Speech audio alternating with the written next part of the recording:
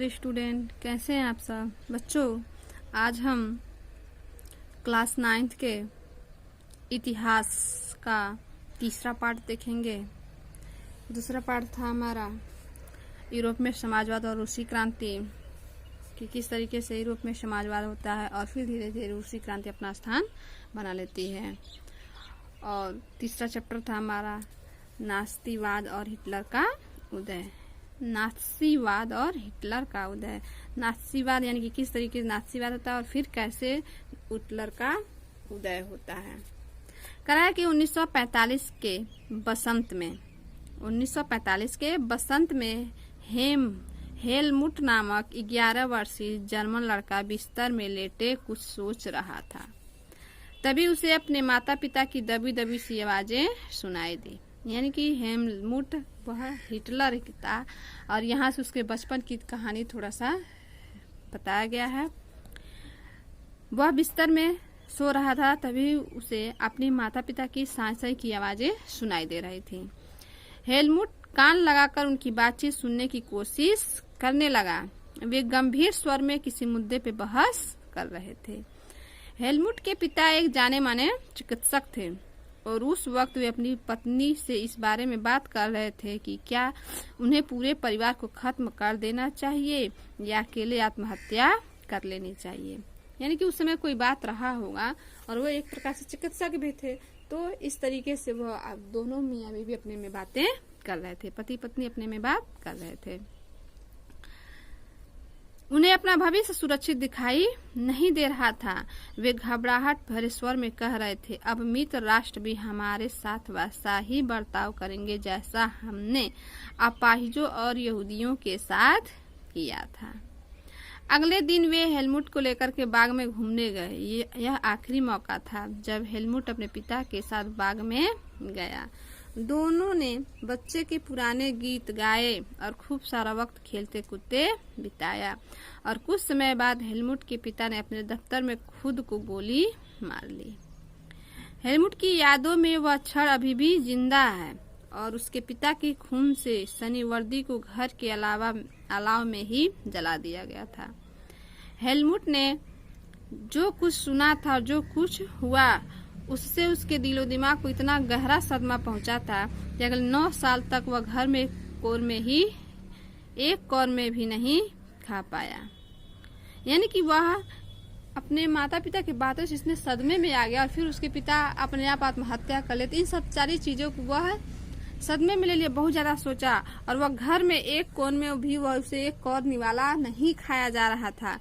उसे यही डर सताता रहा कि कहीं उसकी माँ भी उसे जहर न दे दे। यानी कि जिस तरीके से पिता ने आत्महत्या कर ली तो ऐसा हो सकता है कि कहीं माँ मुझे भी जहर ना दे दे। हेलमुट को शायद समझ में न आया हो, लेकिन हकीकत यह है कि उसके पिता नात्सी थे। नात्सी यानी कि एक ऐसा था जो हिटलर के समय में उसके पार्टी के सारे लोगों को नात्सी कहा जाता था। वे एडॉल्फ हिटलर के कट्टर समर्थक थे। यानी कि वह हिटलर से ज्यादा प्रसन्न नहीं रहते थे। और आप में से कई बच्चे नात्सी और उसके नेता हिटलर के बारे में जानते होंगे। आपको शायद पता होगा कि हिटलर जर्मनी को दुनिया का सबसे ताकतवर देश बनाने को कटिबद्ध था। वह पूरे यूरोप को जीत लेना चाहता था। आपने यह भी सुना होगा कि उसने यहूदियों को मरवाया था। लेकिन नात्सीवाद सिर्फ इन इक्का दुक्का घटनाओं का नाम नहीं है। यह दुनिया का राजनीतिक के बारे में एक संपूर्ण व्यवस्था, विचारों की एक पूरी संरचना का नाम है। और आइए समझने की कोशिश करें कि नात्सीवाद का मतलब क्या था। इस सिलसिले में सबसे पहले हम यह देखेंगे कि हेलमुट के पिता ने आत्महत्या क्यों की थी, वे किस चीज से डरे हुए थे। मई 1945 में जर्मनी ने मित्र राष्ट्रों के सामने समर्पण कर दिया। हिटलर को अंदाजा हो चुका था कि अब उसकी लड़ाई का क्या हश्र होने वाला है। इसलिए हिटलर उसके प्रचार मंत्री गोल्स ने बर्लिन के एक बंकर में पूरे परिवार के साथ अप्रैल में ही आत्महत्या कर ली थी। युद्ध खत्म होने के बाद यूरेनबर्ग में एक अंतर्राष्ट्रीय सैनिक अदालत स्थापित की गई। इस अदालत को शांति के विरुद्ध किए गए अपराधों, मानवता के खिलाफ किए गए अपराध और युद्ध अपराधों के लिए नाज़ी युद्ध बंदियों को मुकदमा चलाने। यह चित्र है हिटलर के मध्य और ग्लोबल्स बाएं, यानी कि यह हिटलर है और इनके बाएं ग्लोबल है। सरकारी बैठक के बाद बाहर निकलते हुए ये फोटो निकाली गई है। करा कि युद्ध बंदियों पर मुकदमे चलाने का जिम्मा सौंपा गया था।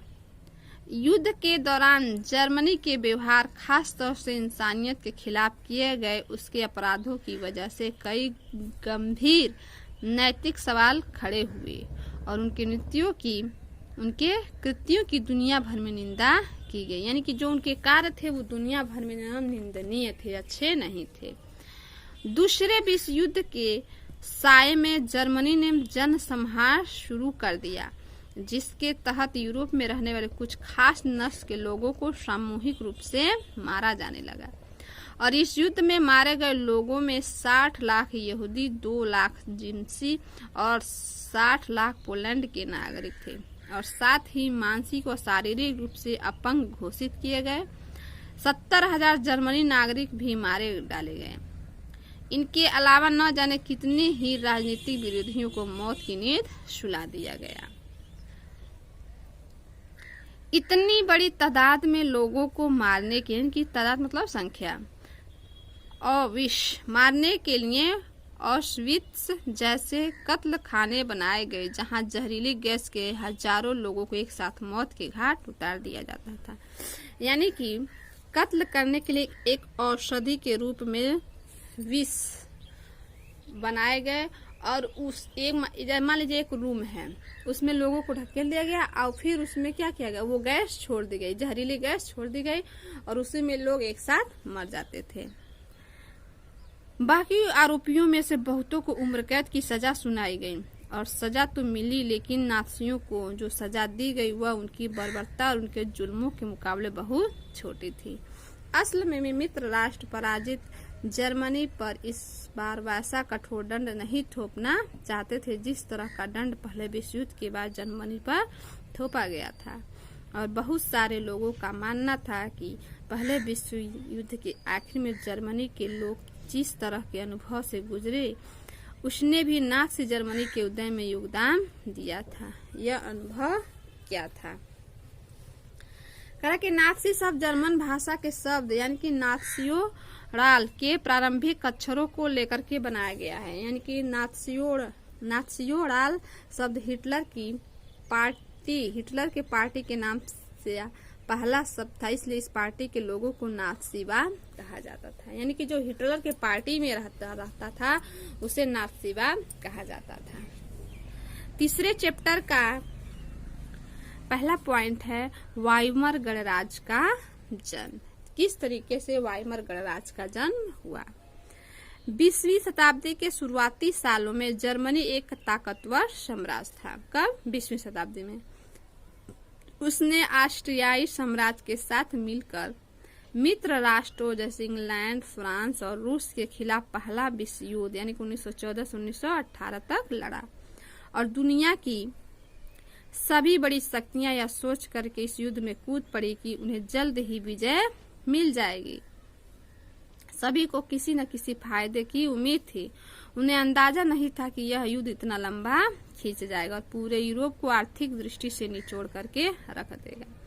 फ्रांस और बेल्जियम पे कब्जा करके जर्मनी ने शुरुआत में सफलताएं हासिल की, लेकिन 1917 में जब अमेरिका के मित्र राष्ट्रों में शामिल हो गया तो इस खेमे को काफी ताकत मिल गई। यानी कि उस समूह को काफी ताकत मिल गई जब अमेरिका मित्र राष्ट्रों में शामिल हो गया।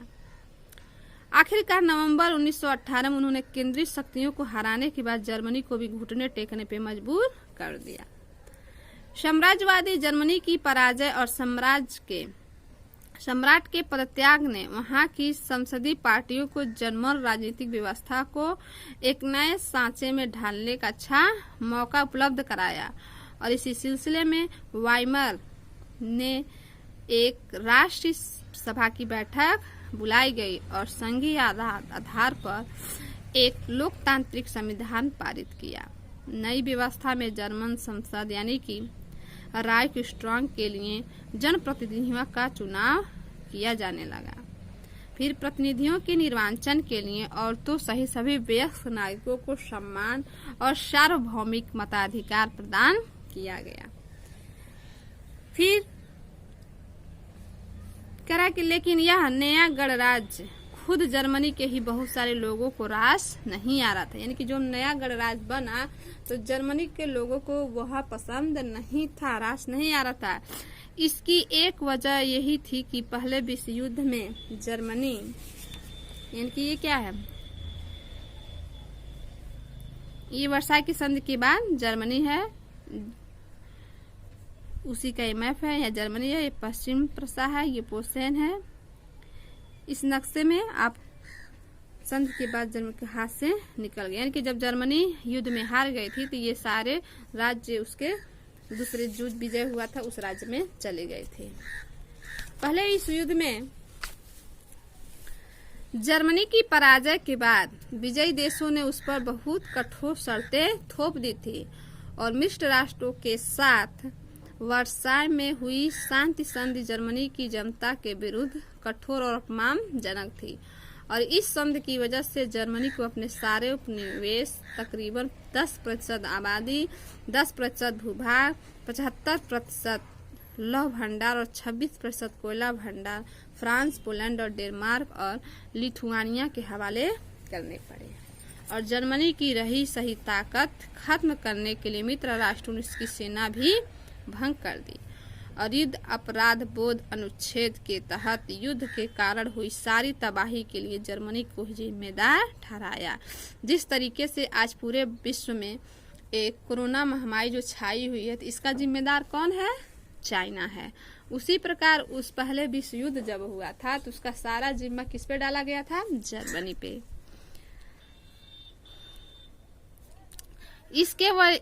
इसके एवज में उस पर 6 अरब पाउंड का जुर्माना लगाया गया और खनिज संसाधनों वाले राइनलैंड पर भी 20 के दशक में ज्यादातर मित्र राष्ट्रों का ही कब्जा रहा और बहुत सारे जर्मन ने न केवल इस तरह हार के लिए बल्कि वर्साई में हुए इस अपमान के लिए भी वाइमर गणराज्य को भी ही जिम्मेदार ठहराया था। तो इस तरीके से वाइमर गणराज्य को हिस्सेदार ठहराया और वाइमर गणराज्य की स्थापना हुई। और फिर आता है युद्ध का असर। इस युद्ध ने पूरे महाद्वीप को मनोवैज्ञानिक और आर्थिक दोनों ही स्तरों पे तोड़ करके रख दिया। यूरोप कल तक कर्ज लेने वाला और महाद्वीप कहलाता था, जो युद्ध खत्म होते होते कर्जदारों का महाद्वीप बन गया था। यानी कि जो यूरोप कल तक कर्ज देने वाला था वो आज क्या हुआ? कर्ज खत्म होते होते वो कर्जदारों का द्वीप बन गया। विडंबना यह थी कि पूरे साम्राज्य द्वारा किए गए अपराधों का हर्जाना नवजात वाइमर गणराज्य से वसूल किया जा रहा था और इस गणराज्य को युद्ध में पराजय के अपराध बोध और राष्ट्रीय अपमान का बोझ तो ढोना ही पड़ा। हर्जाना चुकाने की वजह से आर्थिक स्तर पर वो अपंग हो चुका था। यानी कि पहले युद्ध, फिर जितने खर्चे हुए और फिर क्या हुआ, सारे लोगों ने उसका अपराध बोध थमा दिया और फिर उससे जुर्माना भी लगाने लगे। इसकी वजह से वह चारों तरफ से एकदम टूट चुका था। वाइमर गणराज्य के हिमायतियों ने मुख्य रूप से समाजवादी, कैथोलिक और डेमोक्रेट खेमे के लोग थे। रूढ़िवादी, पुरातनपंथी, राष्ट्रवादी मिथकों की आड़ में उन्हें तरह तरह के हमलों का निशाना बनाया जाने लगा और फिर नवंबर के अपराधी कहकर उनका खुलेआम मजाक उड़ाया गया। इस मनोदशा का 30 के दशक में शुरुआती राजनीतिक घटनाक्रम का गहरा असर पड़ा और फिर पहले विश्व युद्ध के यूरोपीय समाज और राजनीतिक व्यवस्था पर अपनी गहरी छाप छोड़ दी थी। सिपाहियों को आम नागरिकों के मुकाबले ज्यादा सम्मान दिया जाने लगा और राजनेता और प्रचारक इस बात पर जोर देने लगे कि पुरुषों को आक्रामक, ताकतवर और मर्दाना गुणों वाला होना चाहिए। फिर मीडिया में खंदकों की जिंदगी का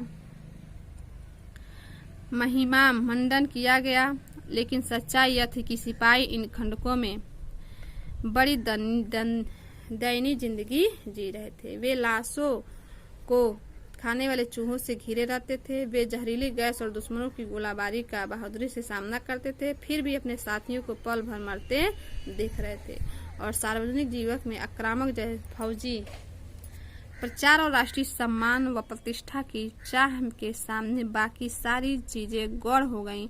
जबकि हाल ही में सत्ता में आए रूढ़िवादी तानाशाहों को व्यापक जन समर्थक मिलने लगा और उस वक्त लोकतंत्र एक नया और बहु नाजुक विचार था जो महायुद्धों के बीच पूरे यूरोप में फैली अस्थिरता का सामना नहीं कर रहा था। हर्जाना यानी कि किसी गलती के बदले दंड के रूप में जो नुकसान होता है उसी की भरपाई करना। और एक खंदक है युद्ध के मोर्चे पे सैनिकों को छिपने के लिए खोदे गए गड्ढे। तो आज के वीडियो में बस इतना ही। नेक्स्ट पार्ट में हम नेक्स्ट वीडियो देखेंगे। दूसरे पार्ट में राजनीतिक रेडिकल या आमूल परिवर्तनवाद और आर्थिक संकट। तो तीसरे चैप्टर का पहला वीडियो यही था। धन्यवाद।